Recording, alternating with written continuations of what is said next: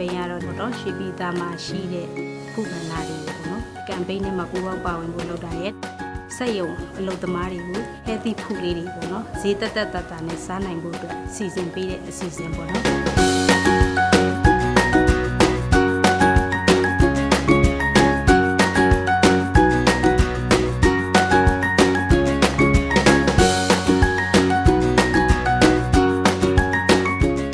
ညီမကဆက်ချုပ်တယ်ပေါ့နော်။တစ်နှစ်ကျော်ပြီပေါ့ညီမလှုပ်တာ။မွေးငါ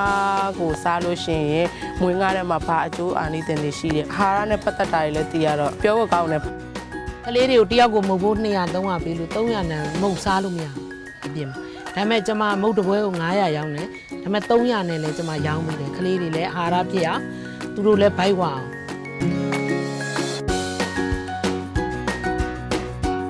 အုံကြီးရဝင်းချုပ်တဲ့သူတွေဆိုအကောင်းဆုံးဖြစ်တယ်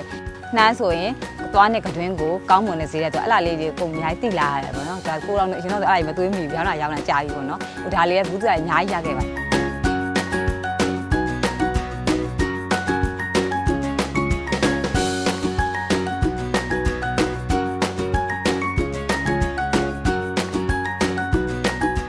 ညီမ volunteer တယောက်အနေနဲ့ဈေးတဲ့လေးစီသွားတယ်ကူပွန်ကတ်တွေဝေတယ်စတေကာတွေဝေတယ်စတေကာလေးတွေဆိုလည်းအဲ့ထမှာပါတဲ့စာလေးတွေကအရန်မိုက်တယ်ပေါ့နော်တကယ်သဘောကျတယ်အဲ့ဒီစာသားလေးတွေ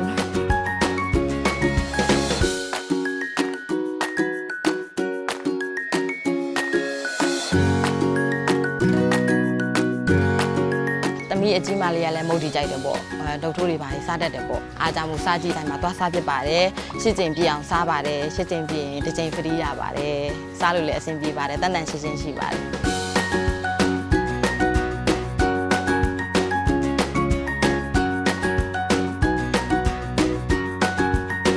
ခုလိုမျိုးအစီအစဉ်လေးတွေလုပ်ပေးတာပေါ့နော်ဈေးဆိုင်တွေအတွက်ကောဒီရောက်ရတဲ့မှာနေတဲ့သူတွေအတွက်ကောအရန်ကိုဘ ഹു တိုက်ရတဲ့အတွက်တကယ်အကျိုးရှိရထပ်လုပ်ဖို့ရှိရဲဆိုရင်တော့မှပဲညီမ volunteer လုပ်ဖို့ရှိပါတယ်လို့